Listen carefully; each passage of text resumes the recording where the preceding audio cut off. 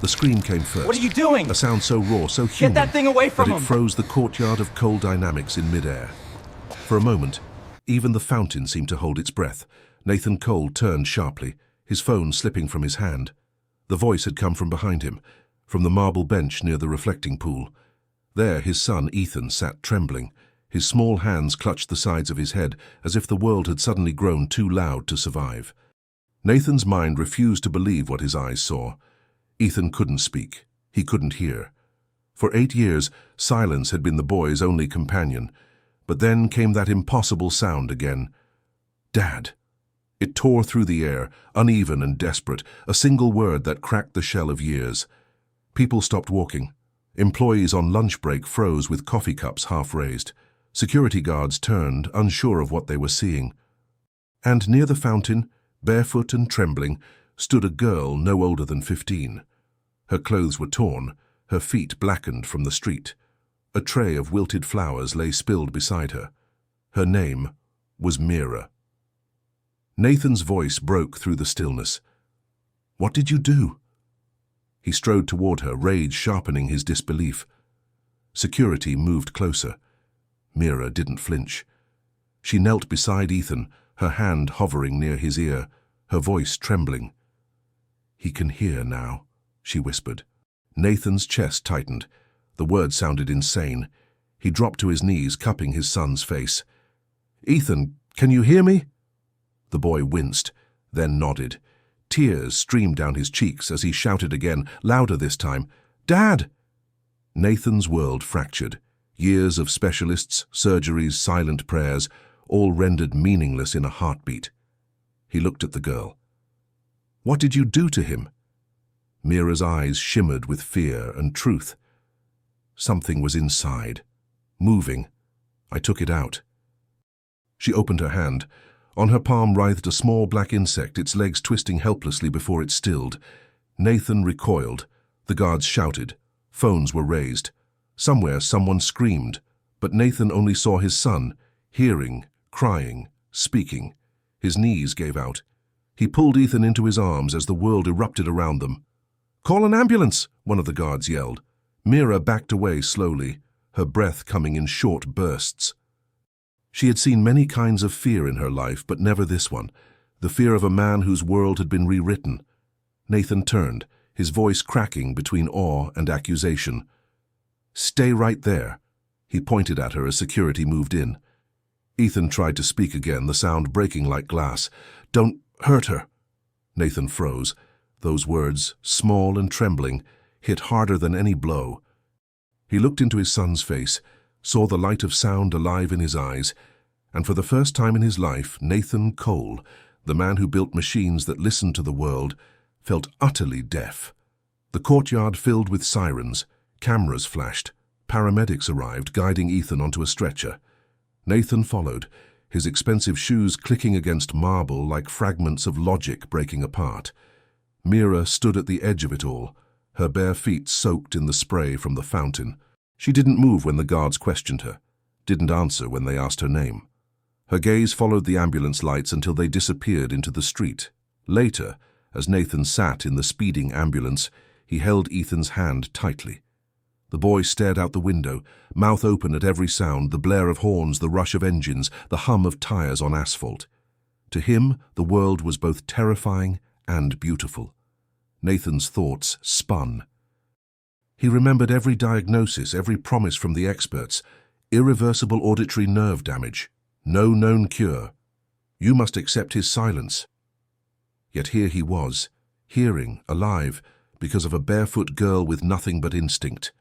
He pressed a hand against his forehead. "It's impossible," he whispered. Ethan turned, his small voice uncertain but real. "Not impossible." Nathan looked at him, speechless. The boy smiled faintly, as if he had just spoken the first word of his life. When they reached the hospital, the air smelled of antiseptic and panic. Doctors swarmed around Ethan, attaching wires and sensors, speaking in rapid commands. Nathan followed close behind, trying to stay calm, trying to make sense of what he had witnessed. From the corner of the hallway, Mira appeared again. She had followed the ambulance unnoticed.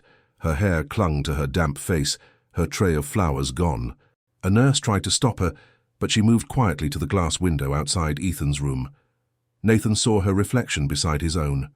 For a heartbeat, their eyes met, his full of disbelief, hers full of something else entirely, compassion. He turned toward her, voice low but trembling. "How did you do it?" Mira didn't answer. She simply looked through the glass at Ethan, who was staring up at the ceiling, tears running silently into his hair. Nathan's breath shook. "You fixed him," Mira whispered, barely audible. "No. I just listened." Outside, thunder rolled over the city, echoing like the sound of a truth too heavy to be contained. Inside the hospital, Nathan's hands tightened on the edge of the glass as he watched the doctors swarm around his son. He had spent his life building machines that could hear everything, except what truly mattered. And somewhere, in that sterile, humming corridor, Nathan Cole realized the most dangerous silence wasn't the absence of sound. It was the absence of listening. The monitors beeped steadily. Ethan turned his head toward the noise, eyes wide, discovering sound all over again. Nathan whispered under his breath, more to himself than anyone else. "I swear I can make you hear." But now, for the first time, he understood how wrong he'd been. The faint hum of hospital lights faded as the scene shifted toward the sterile chaos of doctors rushing in. The sound of running feet and clipped voices carried us forward, into the moment when disbelief turns into accusation, and so began the price of silence. The hospital swallowed sound. White walls, polished floors, and the steady pulse of machines created a rhythm that was both sterile and suffocating. Nathan walked behind the gurney as doctors pushed Ethan toward the observation ward. His shoes echoed against the tile, each step heavier than the last. He had built entire worlds out of precision, but now he was surrounded by uncertainty. The specialists barked instructions, their words overlapping in clinical urgency. To them, Ethan was a case, an anomaly wrapped in noise and light. Nathan followed closely, his voice rough. "What's happening to him? Is he in pain?" The lead physician, a man in his 50s with eyes dulled by routine, replied without looking up. "His auditory system is responding to external frequencies for the first time in years. We need to stabilize his threshold before exposure triggers neurological shock." Nathan frowned. "English, doctor. Is he all right or not?" The man paused only long enough to glance at him. "We'll know soon."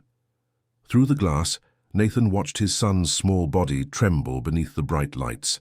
Electrodes dotted Ethan's head like silver stars. Nurses adjusted monitors while murmuring in low voices. Every beep stabbed at Nathan's composure. Then he noticed Mira again. She stood quietly near the door, her bare feet leaving faint marks on the clean floor. No one had stopped her this time. Perhaps even the guards felt the weight of what had happened. Nathan turned sharply toward her.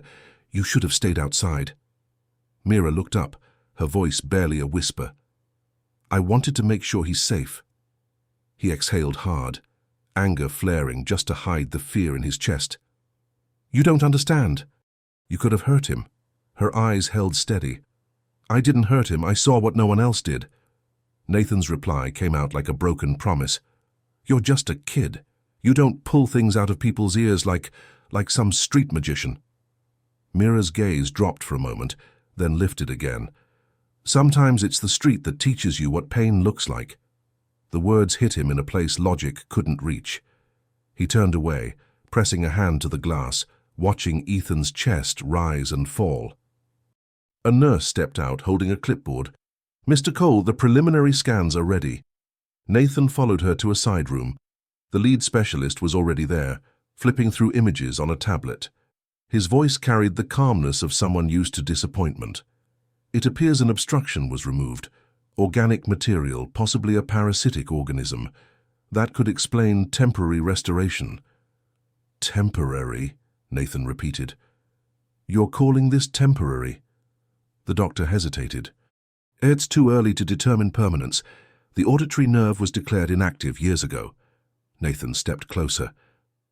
"Declared inactive by whom?" The doctor tapped the tablet, scrolling through files. "By our own team. The reports were conclusive.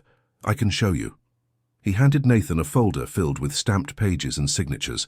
The language was clinical, detached, irreversible condition, no measurable response. Continue supportive therapy. Nathan flipped through until one line stopped him cold. Maintain diagnosis to preserve long-term funding. Cole Foundation account approved. His throat tightened. What is this? The doctor looked uneasy. Standard procedural documentation. Standard, Nathan's voice rose. You kept him sick for money. Mr. Cole, don't, Nathan cut in sharply. Don't tell me protocols. You had 8 years. You took everything I gave you, money, resources, trust, and you never even looked inside his ear. The room went silent except for the faint hum of the fluorescent light. Mira's voice came from the doorway, soft but cutting through the air. They didn't look because they didn't care. They saw your name, not your son. Nathan turned to her slowly. For a moment anger flashed in his eyes, but behind it something else began to move, something that felt dangerously close to shame. He looked back at the folder in his hands, the ink blurring through his tears. The reports weren't mistakes. They were evidence. They had turned his child into a financial pipeline, a name on a ledger. He sank into a chair, his voice low. You monsters. The doctor spoke carefully, choosing every word as if walking on glass. We followed every ethical guideline. Nathan looked up. Ethics? His laugh was hollow. You sold my son's silence and called it ethics. He tore the papers in half, the sound echoing like thunder in the sterile room. Mira didn't move. She simply watched, her eyes steady as his world cracked open. Outside the room, Ethan's faint voice drifted through the door. It was uncertain, almost lost. Dad? Nathan froze. His hands trembled, pieces of torn paper still clutched between his fingers. He opened the door slowly. Ethan sat upright on the bed, his small face pale but awake. Nathan moved to him, kneeling beside the bed. I'm here, he said, his voice trembling. Ethan reached out, fingertips brushing his father's sleeve. Can I hear again? Nathan swallowed hard. Yes, you can. The boy smiled weakly, then frowned. Why are you crying? Nathan wiped his face quickly. I'm not, he said, but his voice betrayed him. From behind them, Mira spoke softly. Sometimes people cry when they finally hear the truth. The doctor shifted uncomfortably. Mr. Cole, we need to continue the evaluation. Nathan turned, his voice regaining a cold steadiness. Do whatever you need, but I'll be watching every move. He stood beside his son as the machines hummed. Mira lingered by the door, her shadow stretching across the floor. Nathan looked at her, something changing in his expression. Why did you come back here? He asked quietly. Mira met his eyes. Because I knew you'd need someone who wasn't afraid to tell you the truth. He didn't respond. He couldn't. The weight of her words filled the silence more completely than any sound could. As night fell, the hospital lights dimmed, and the corridor outside Ethan's room glowed faintly blue. Nathan stood alone at the window, watching the rain smear across the glass. Each drop seemed to echo the same realization. They had bought his son's silence. Not nature, not fate. People, and worse, he had signed every check that made it possible. The rain grew heavier, tapping against the window in a steady rhythm. Behind him, Ethan stirred in his sleep, the soft beeping of monitors keeping time with his breathing. Nathan whispered to the glass, his reflection blurring in the rain. I'll fix this. But the words sounded hollow even to him, carried away by the endless hum of machines. The storm outside deepened, folding the night into sound.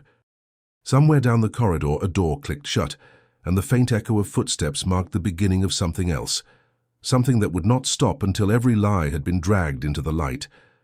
And as those footsteps faded, the story of the girl who listened was about to begin. Morning crept into the hospital like a hesitant confession. The storm had passed, leaving streaks of light crawling across the window blinds. Nathan hadn't slept. He sat beside Ethan's bed, staring at the monitors that beeped softly, as if the machines were whispering secrets he couldn't yet understand. Ethan was awake, his gaze drifting from one object to another. The hum of the monitor, the distant wheels of a cart in the hallway, the low murmur of nurses. To him, every sound was a discovery. He moved his lips carefully, testing each word as though it were a fragile instrument. "That noise," he said, turning to his father. "What is it?" Nathan smiled faintly. "That's the rain on the window." Ethan tilted his head, listening again. "It's loud." Nathan nodded. "It's real." The words hung in the air like a truth neither of them knew how to handle. Outside the glass partition, Mira waited. She stood still, her hands clasped, watching through the window as father and son shared the moment. A nurse tried to usher her away, but Nathan gestured for her to come in. The nurse hesitated, then stepped aside. Mira entered quietly, her footsteps barely audible against the polished floor. She looked smaller in the bright morning light, the dirt on her feet, the faint bruise on her wrist, the exhaustion in her eyes. Nathan turned toward her. "You stayed all night?" Mira nodded. "I didn't want to leave until I knew he was safe." He studied her face, the steadiness in her expression. "You said yesterday that you saw something in his ear. How did you even know what to look for?" She hesitated before answering, her voice low and measured. "Because I saw it before. My brother had the same look, the same flinch, the same itching. We couldn't afford the clinic. By the time someone finally saw him, it was too late." Nathan's voice softened. "He died?" She nodded once. "He was 8. The silence that followed was heavy, the kind that filled every corner of the room. Nathan leaned back in his chair, his face pale. "I'm sorry," he said, the words sounding unfamiliar on his tongue. Mira looked down.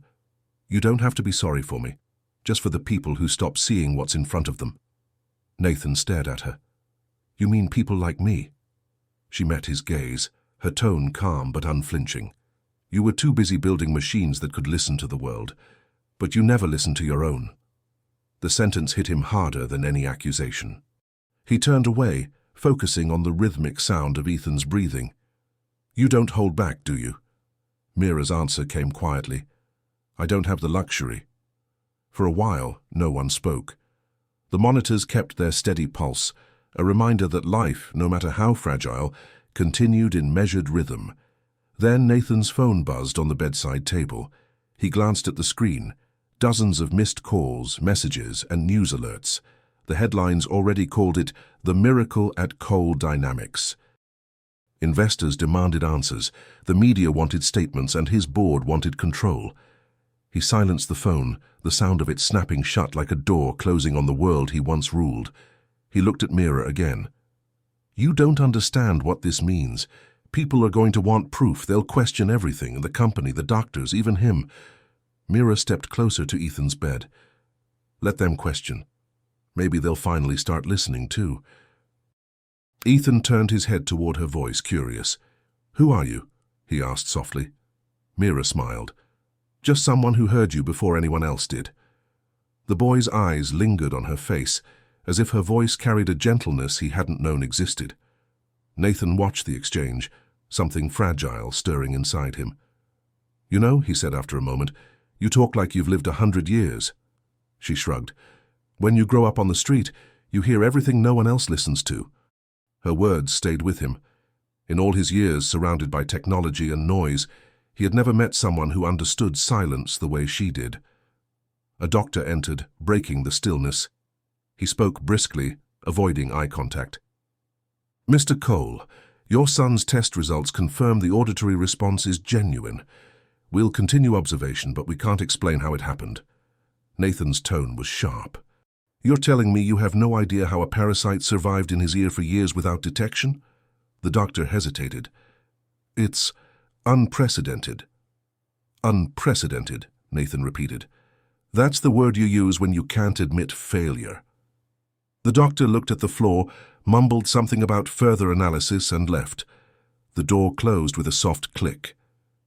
Nathan exhaled. "They still won't say it out loud." "They were wrong," Mira replied quietly. "They don't care about wrong or right, only about losing control." Her words lingered as Nathan sank back into the chair, elbows on his knees. The light outside grew brighter. washing the room in pale gold. He thought about the empire he had built, the endless boardrooms, the algorithms, the applause. None of it mattered now. He looked up at Mira. You risked everything when you touched him. You could have been arrested. She shook her head. I didn't think about that. I just saw a boy who needed someone to see him.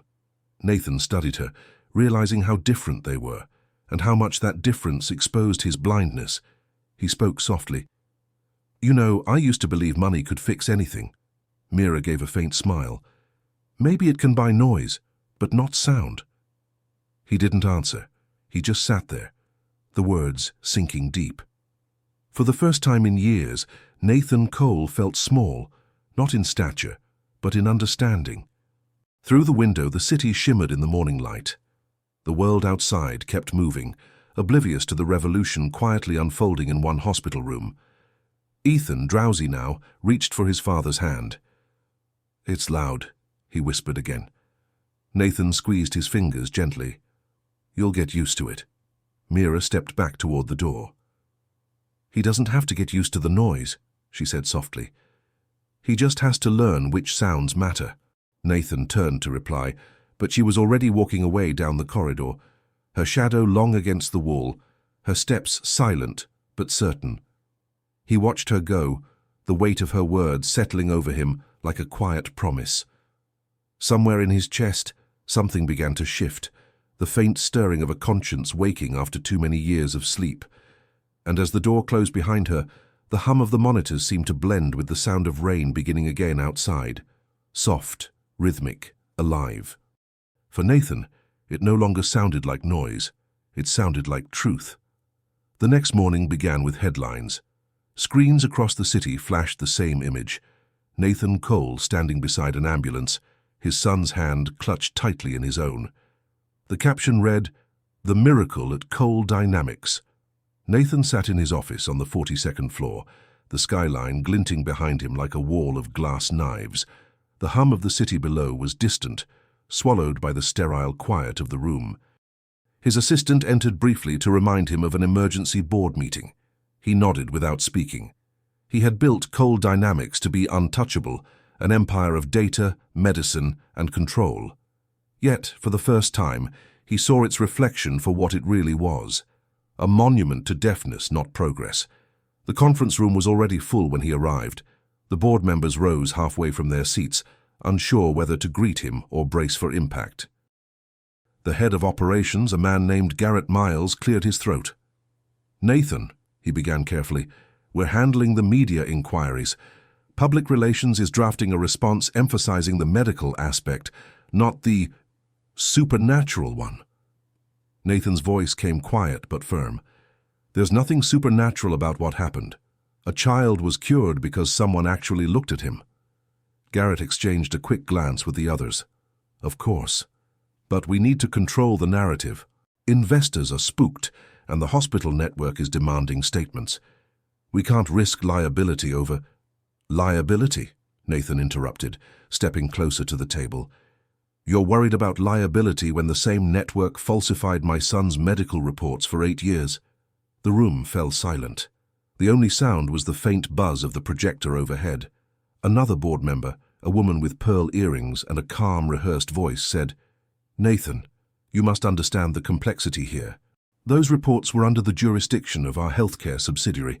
Any public accusation could—" Nathan cut her off again. "Could what? Damage our image?" He placed a folder on the table, copies of the documents he had found in the hospital. "These are the records, pages signed by our own medical division. They profited from misdiagnoses, from children like my son." Someone muttered quietly, "That's not possible." Nathan's gaze hardened. "I used to think that too." Garrett leaned back in his chair, his voice turning defensive. "Nathan, listen to yourself. You're emotional, we all sympathize, but this could destroy everything you've built." Nathan's reply came cold and precise. "Then maybe it deserves to be destroyed." The words landed like a stone in water, rippling across the room. No one spoke. The silence that followed was suffocating. Finally, Garrett said, "You're letting one incident cloud your judgment. We built this company on efficiency and science. You want to tear that down because of a girl off the street?" Nathan turned slowly, his voice low. "That girl saw what your scientists didn't. That's not chance, that's blindness." He walked toward the window, staring down at the city below, towers of glass reflecting the sun like a kingdom made of mirrors. "We stopped listening a long time ago," he said. "All of us." No one replied. The sound of the air conditioner filled the void. Nathan straightened his tie and turned back to them. "If we're not in the business of truth, then what business are we in?" Garrett exhaled heavily, leaning forward. "Nathan, don't do this. If you go public, you'll bring the entire corporation down. Years of research, partnerships, trust, gone." Nathan's answer came quietly but with finality. "Then it goes down." He picked up the folder and walked out, the door closing behind him with a sharp click. Outside, the hallway stretched long and empty. His reflection followed him in the glass panels, a man who looked powerful but felt hollow. Later that day, Nathan visited the hospital again. Ethan was resting, still adjusting to the noise of the world. Mira sat near his bed, reading from a tattered paperback she had found in the waiting room. When Nathan entered, Ethan smiled weakly. "Did you fix it?" the boy asked. Nathan paused. "Not yet," he said, sitting beside him. "But I will." Mira looked up from the book.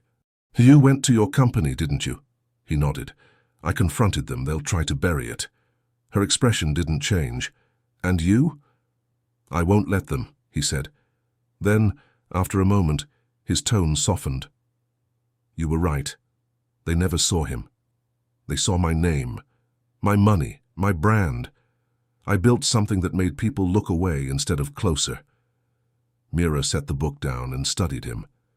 "You can't undo what they did by being angry. You have to make people listen."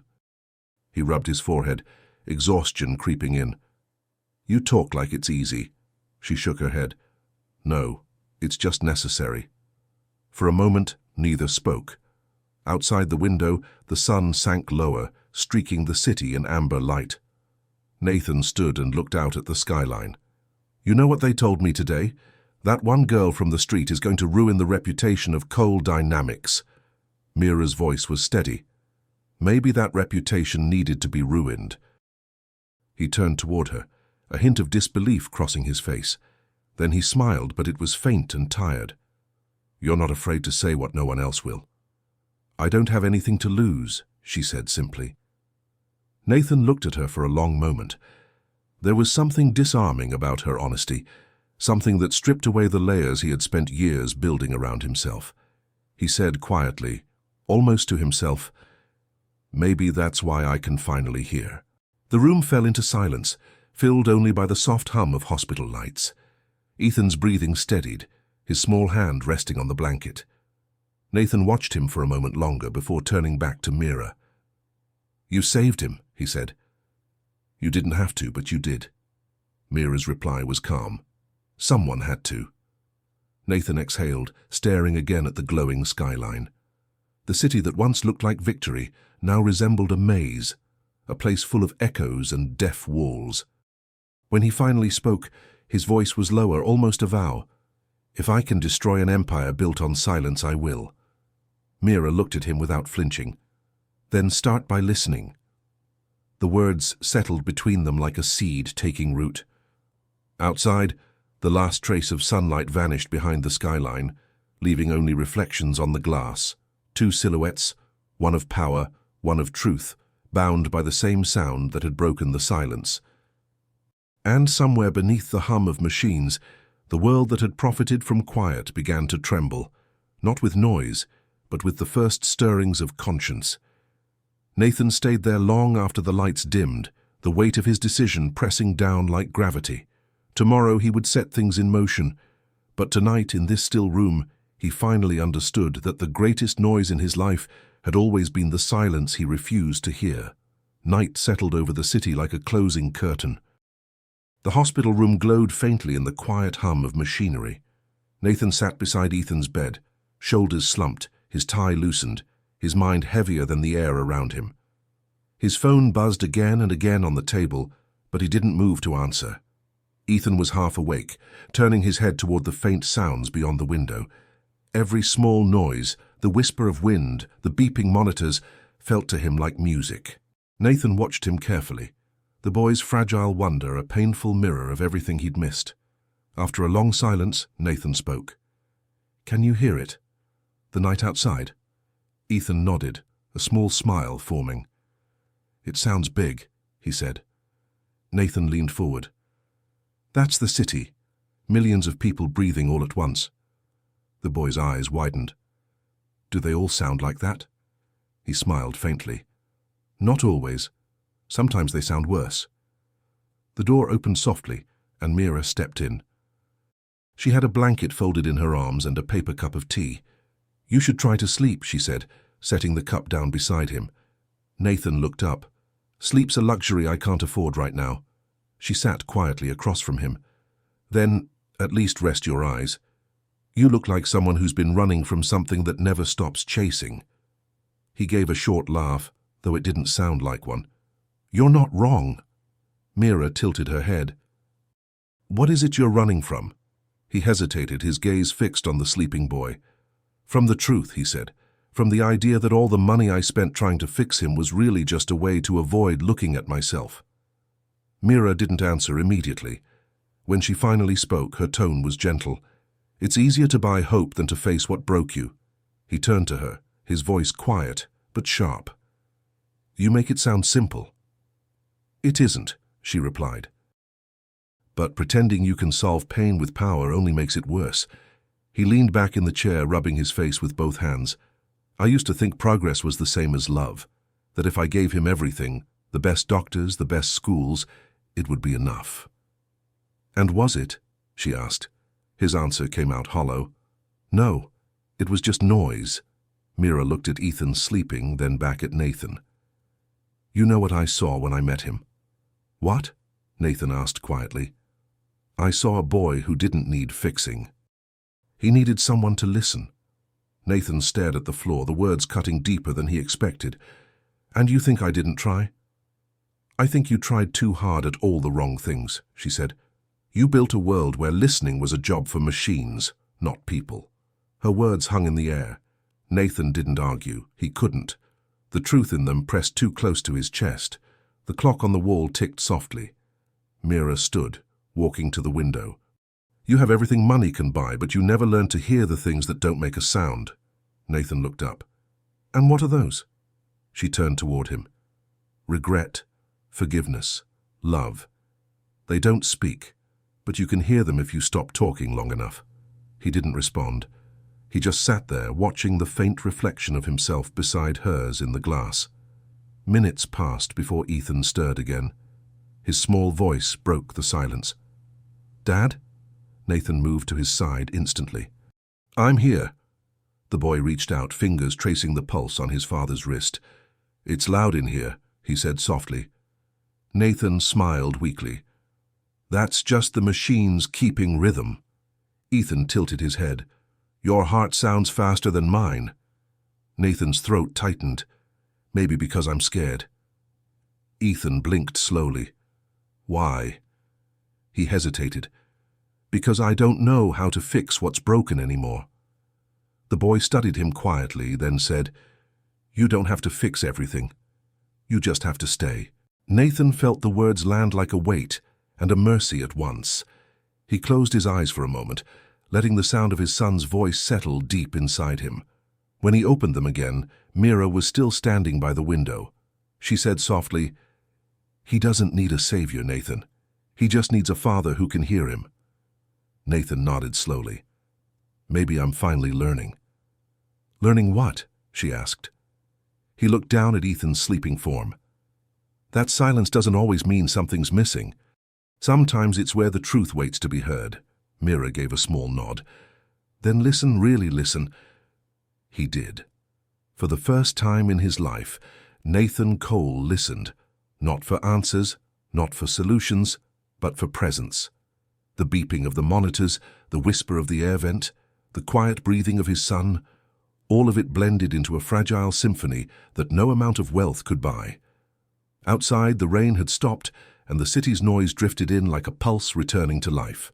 Mira turned to leave, but before she reached the door, Nathan spoke again. "Mira," he said, his voice softer now, "why did you help him? You could have walked away." She looked over her shoulder. "Because no one helped my brother. I couldn't let it happen twice." He nodded slowly, unable to find the right words. "I'm sorry," he said finally. Mira shook her head. "Don't be sorry. Do something with it." When she left the room, Nathan sat in silence, his hands folded tightly together. Ethan shifted in his sleep, his small fingers brushing against his father's wrist again as if to remind him of what was real. Nathan whispered to himself, almost afraid of his own voice, "I've been deaf too." The hum of the machines answered softly, like an understanding sigh.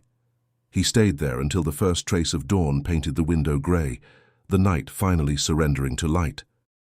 And as the world outside began to stir again, Nathan Cole made a quiet promise to his son, to the girl who had changed everything, and to the man he still hoped he could become.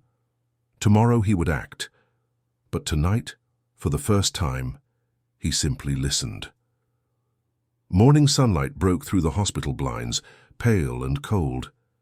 Nathan stood at the window, a cup of coffee untouched in his hand, watching the city stretch awake beneath him. His reflection stared back, tired eyes, wrinkled shirt, the weight of years pressed into every line. Behind him, Ethan was sitting up in bed, tracing the edge of a notebook with his finger. The boy's hearing had grown sharper overnight, his body adjusting to the flood of sound. He tilted his head, listening to a bird outside the window. "What's that?" he asked softly. Nathan turned. "That's a sparrow," he said. Ethan smiled faintly. "It sounds happy." Nathan nodded. "Maybe it is." Mira entered quietly, carrying a small bag of fruit she'd bought from a vendor downstairs. Her steps were slow, her expression unreadable. "He's getting stronger," she said. Nathan answered without looking at her. "He's adapting faster than anyone thought." She set the bag on the table. "That's what happens when you stop fighting the world and start hearing it." He turned to her, his tone low. "The world doesn't like being heard, Mira, especially when the truth costs money." She crossed her arms. "Then you'll have to make them listen." Nathan hesitated, glancing at the folder of documents on the table, the evidence of fraud, corruption, and deceit buried under his company's name. "If I go public with this," he said, "I'll lose everything." Mira's reply came quick. "You already lost what mattered most." The words hung in the air. Nathan didn't respond. He looked at Ethan again, the boy now sketching quietly on the page, rough outlines of a fountain, a girl, and a man with tears on his face. Later that afternoon, Nathan walked through the corridors of Cole Dynamics. Every employee who passed him lowered their gaze, pretending not to notice the tension that followed in his wake. Rumors had spread. They all knew something was coming. When he reached the main floor, Garrett Miles was waiting near the entrance, a tight smile on his face. "You've caused quite a stir," Garrett said. Nathan stopped beside him. "Good, maybe it's time someone did." Garrett lowered his voice. "We need to talk before you make a mistake you can't fix." Nathan didn't slow his pace. The mistake was already made. They entered the boardroom, the same one where his empire had once felt untouchable. Today it felt like a cage. Executives sat in stiff silence. Folders lined the table, and at the far end a projector flickered with the company's logo, its bright blue light casting long shadows. Nathan placed the folder on the table. "I'm releasing everything," he said. "The falsified reports, the payments, the partnerships with hospitals that use my son's condition as leverage." One of the executives spoke, his tone defensive. "Nathan, this isn't the way. You're talking about dismantling a corporation that funds half the medical research in this country." Nathan's response was quiet, but sharp. "Then maybe we're funding the wrong kind of research." Another voice rose. "If this goes public, you'll destroy your own reputation."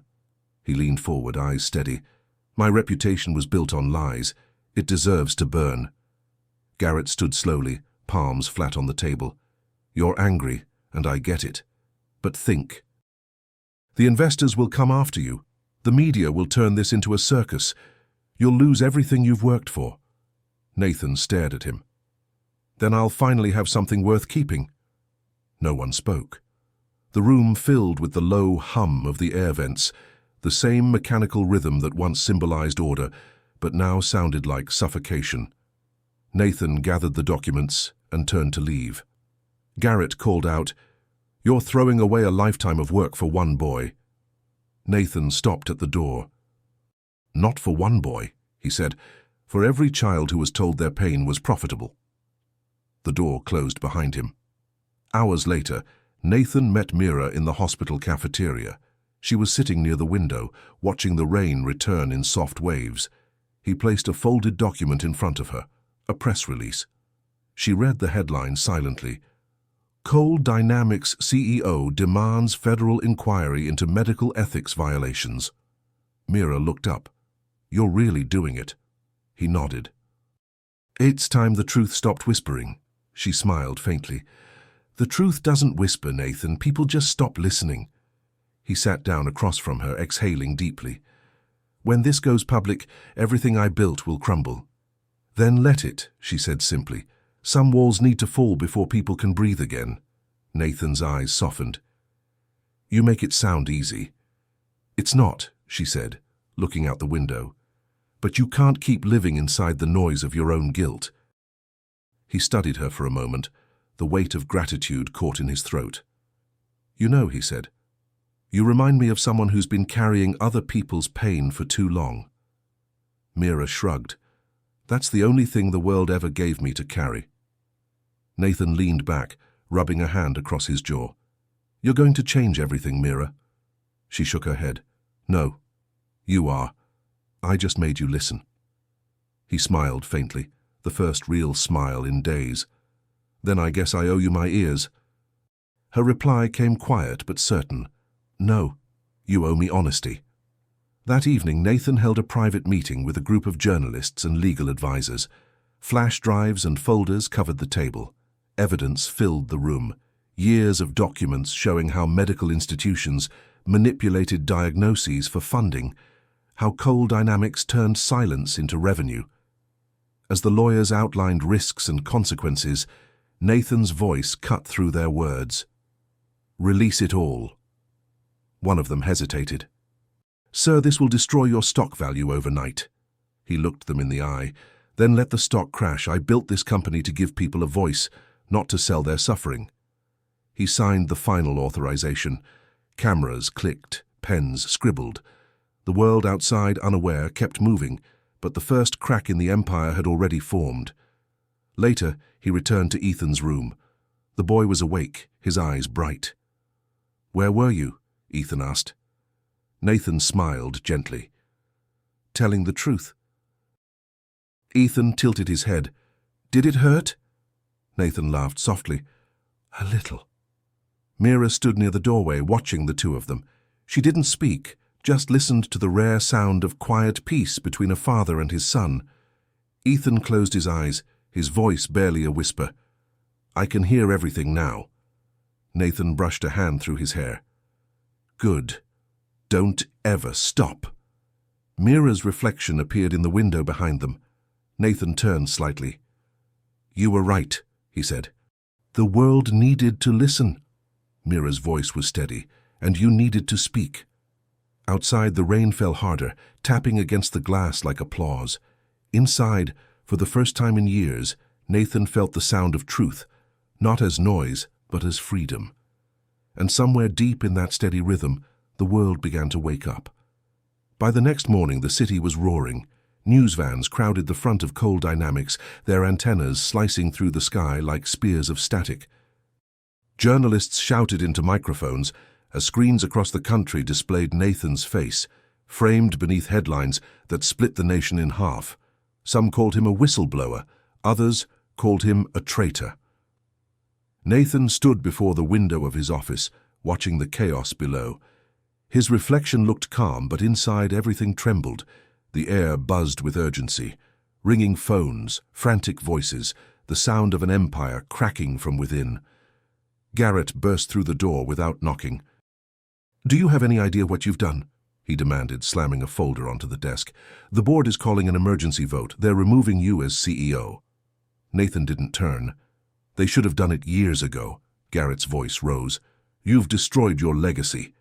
Nathan finally turned to face him. "If it takes burning down everything I built to clean the rot beneath it, then so be it." Garrett stared at him in disbelief. "You think people will thank you for this? You think they'll see you as a hero?" Nathan's voice came low. "I don't care how they see me. I care that they finally see." Garrett stepped closer, lowering his tone. "You could have handled this quietly. A few quiet settlements, a few resignations, but no, you had to make it public. You had to turn your own company into a headline." Nathan's answer was steady. "Silence is what got us here. I'm done being quiet." For a long moment, Garrett just looked at him, as if searching for the man he once knew. Finally, he said quietly, "You've changed." Nathan nodded. "I learned how to listen." Garrett left without another word. Nathan sank into his chair, the city's noise spilling faintly through the glass. He thought of Ethan's laugh, still new and uneven, and Mira's voice, that unshakable steadiness that had cut through everything false.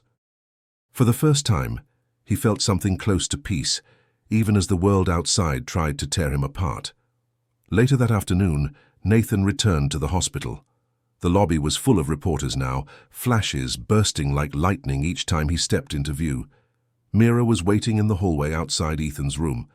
"You're all over the news," she said as he approached. "I noticed," Nathan replied dryly. "They're calling me the man who turned on his own empire." "Maybe that's not such a bad title," she said. He smiled faintly. "Depends who's writing the story." Mira walked beside him toward the room. "The truth writes itself. You just gave it a microphone." When they entered, Ethan looked up from his sketchbook. "Dad, I saw you on TV," he said excitedly. Nathan knelt beside the bed. "Yeah? What did they say?" Ethan's eyes sparkled. "They said you're brave." Nathan laughed softly. "That's one way to describe it." Ethan tilted his head. "Are you in trouble?" Nathan hesitated. "Maybe a little." The boy thought for a moment, then smiled. "It's okay. You always tell me to do what's right." Nathan felt his throat tighten. "I did say that, didn't I?" Mira watched the exchange quietly. The tenderness in Nathan's voice was something she hadn't heard before, not from a man like him. He turned to her. "The government will investigate now. They'll find everything we missed." Mira's expression didn't change.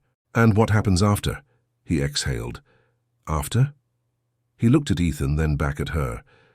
"After I build something that listens, for real this time," she nodded. "Then start with him." That night, Nathan and Ethan sat together in the hospital garden, surrounded by the rustle of trees and the hum of city lights. Ethan's hearing aids were off. He wanted to listen naturally, to feel the world the way it really was.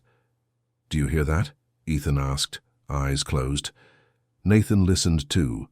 Crickets, wind, and laughter from the nurses' station. Ethan smiled. "It sounds like home." Nathan looked up at the stars. "Maybe home isn't a place," he said. "Maybe it's the sound of the people you love." Ethan leaned against him, small and warm. "You sound sad," the boy murmured. Nathan brushed his son's hair gently. "I'm just tired," he said. They sat in silence, the kind that didn't feel empty anymore. Inside the hospital, Mira stood near the doorway, watching them. She had never seen a man like Nathan, someone who could shift from power to humility in a single breath. She felt the faint sting of tears, but didn't move closer. Some moments weren't meant to be interrupted. The next morning, the media frenzy intensified. Protesters gathered outside Coal Dynamics headquarters, some holding signs that read, "Justice for the silent." The truth was spreading, faster than anyone expected. Nathan was summoned before a federal hearing within days. Cameras flashed as he entered the courthouse, his expression steady, his son's small hand holding onto his sleeve. One reporter shouted from the crowd, "Mr. Cole, do you regret what you've done?" Nathan paused, meeting the reporter's eyes. "No," he said plainly. "For the first time, I don't." The courtroom was filled with silence as he testified. Each word carried weight, each pause a reminder of what had been lost in years of corporate noise. When the documents were displayed, the signatures, the falsified reports, the financial trails, gasps rippled through the room. Mira sat in the back, watching him speak. He didn't look like the man she had met by the fountain. He looked like someone reborn, a man who had finally learned to hear his own conscience. When the hearing ended, reporters flooded him again, but Nathan ignored them. He walked straight to Mira. "You came," he said quietly. "I said I would," she answered. He looked at her for a long moment, then asked, "Do you think any of this will matter?" She replied without hesitation, "It already does." He nodded slowly. "I want to do more. I want to rebuild everything differently." "Then don't rebuild," she said. "Transform." Nathan smiled faintly. "You really don't run out of wisdom, do you?" Mira shrugged. "I just learned to listen to what hurts." Outside the courthouse, Ethan was waiting by the steps, holding a small drawing, a sketch of the three of them standing beneath a fountain. He held it up shyly. "This is us," he said. Nathan took the paper carefully. "It's perfect." Ethan grinned. "Can we go home now?"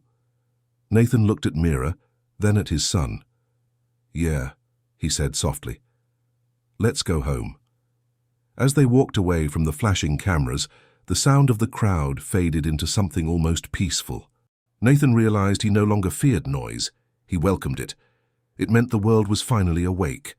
And as the city lights flickered to life behind them, a single thought echoed in his mind. The same truth that had begun this journey. Hearing isn't just about sound. It's about finally learning to listen.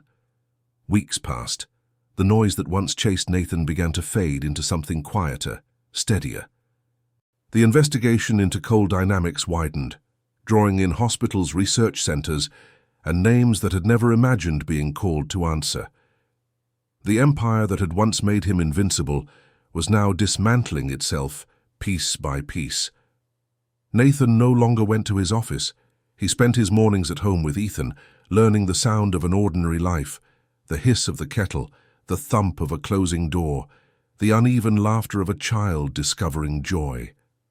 He had never realized how rich silence could be when it was filled with truth.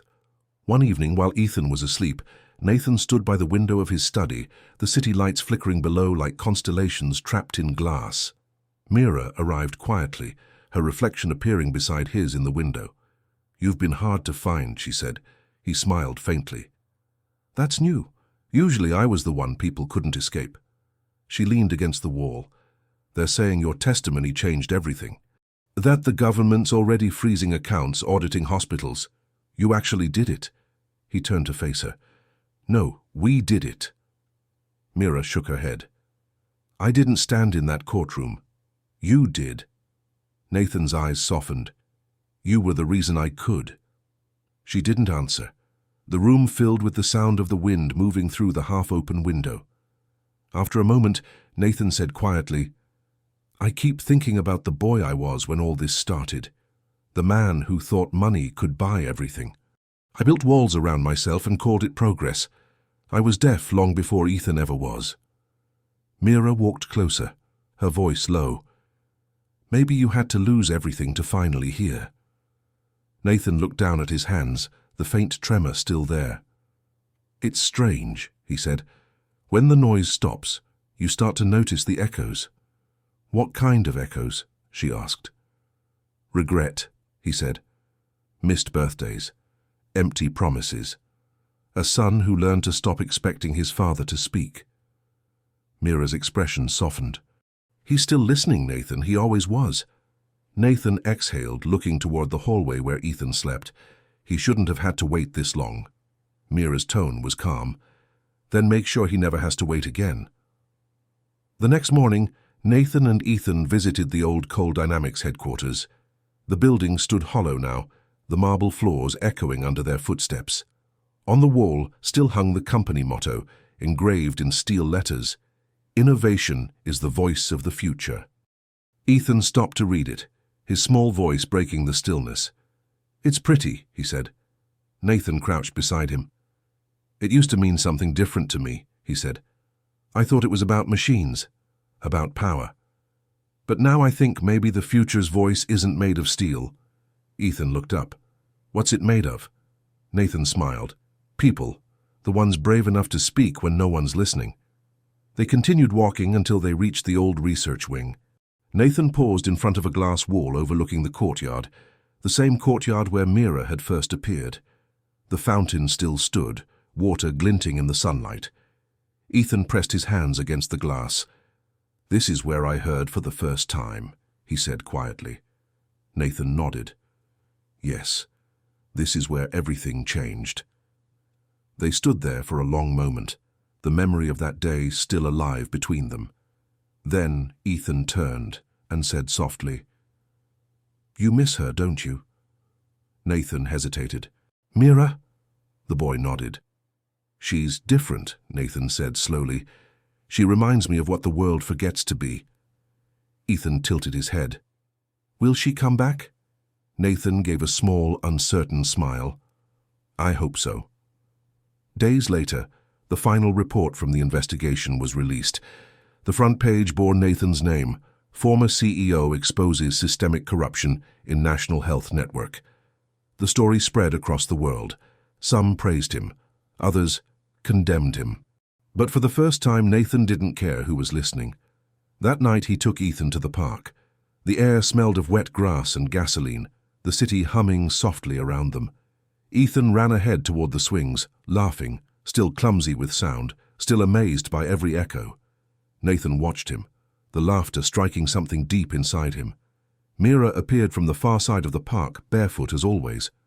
She stopped under a streetlight, her shadow long against the pavement. Nathan saw her and felt a sudden warmth rise in his chest. "I was starting to think you'd disappeared," he said as she approached. "I almost did," she replied. "Sometimes the world doesn't want to hear what I have to say." Nathan smiled. "Then you and I have something in common." She looked toward Ethan. "He sounds happy." "He's learning to love the noise," Nathan said. She nodded, her eyes following the boy as he swung higher. "It suits him."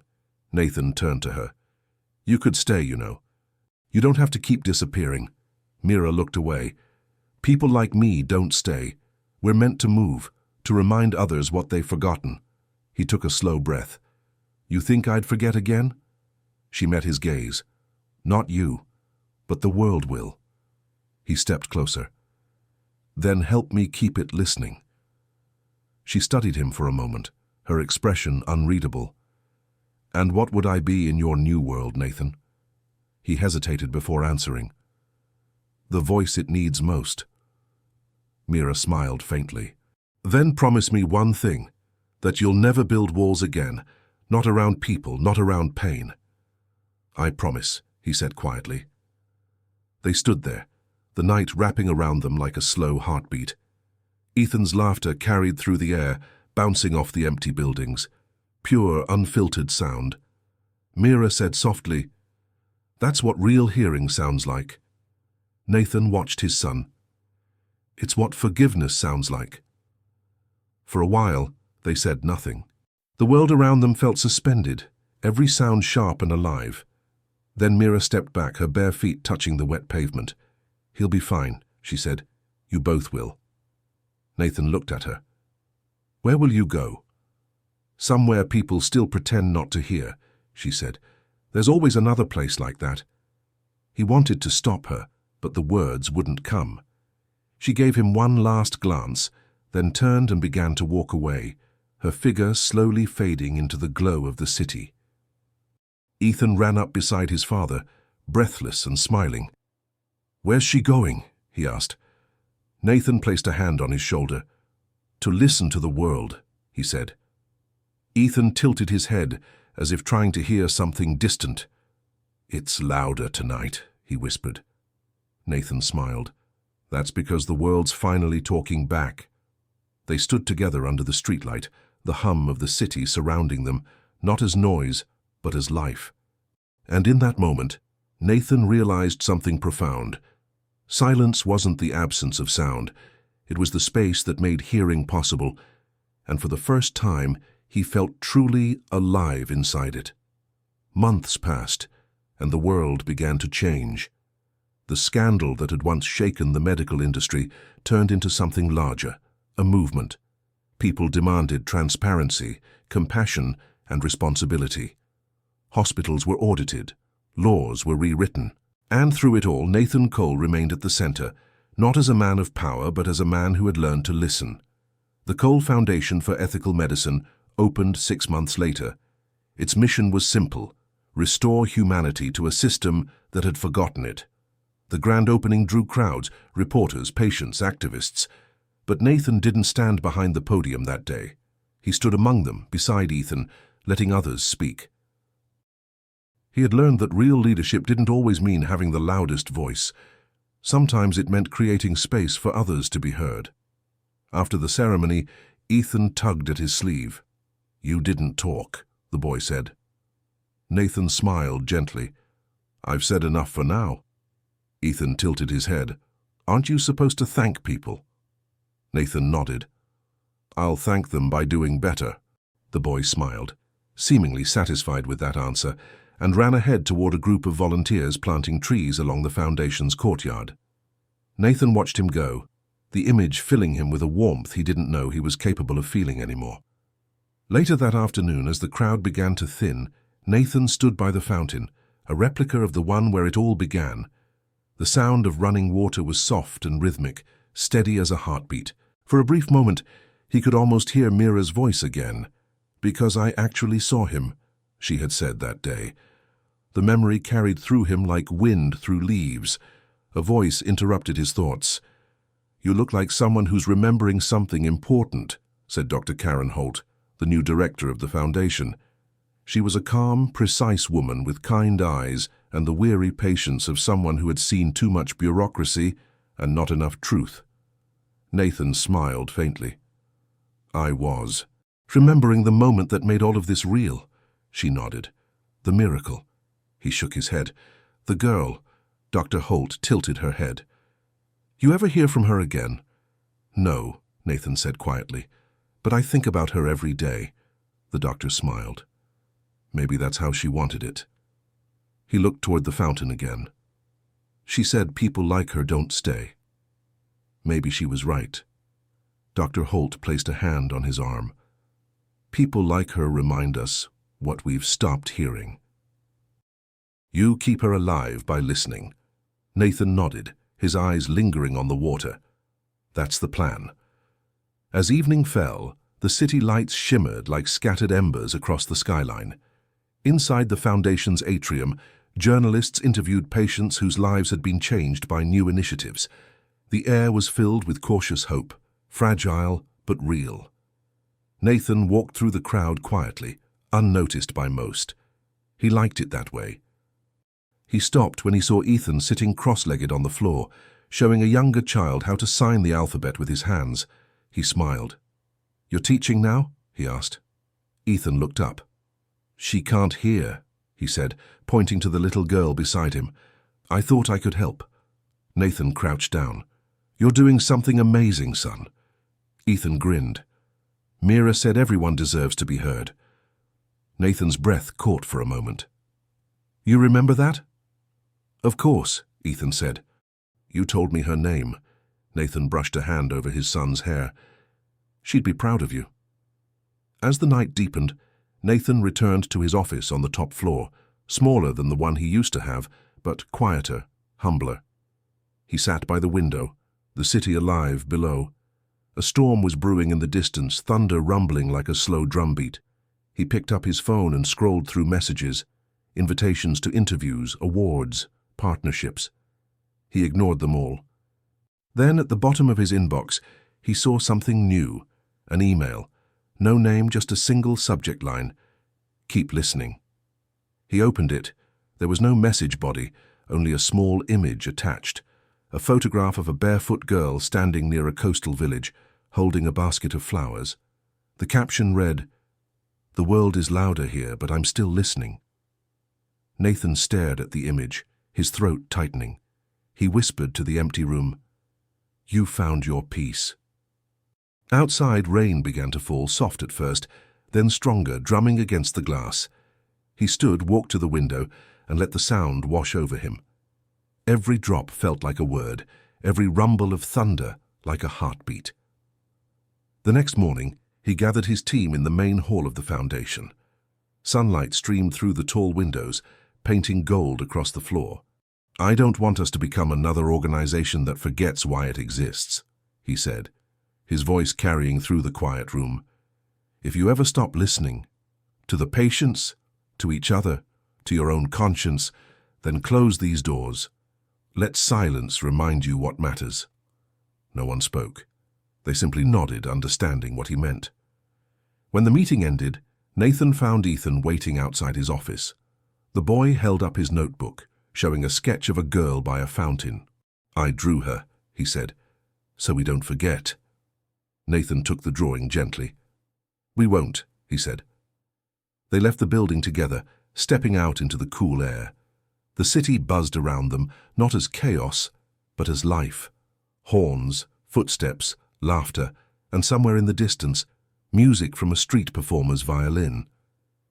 Ethan listened carefully, his expression glowing with wonder. "It's beautiful," he said.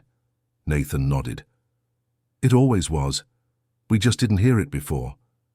As they walked down the street, the world seemed different, brighter, sharper, filled with the kind of noise that no longer hurt.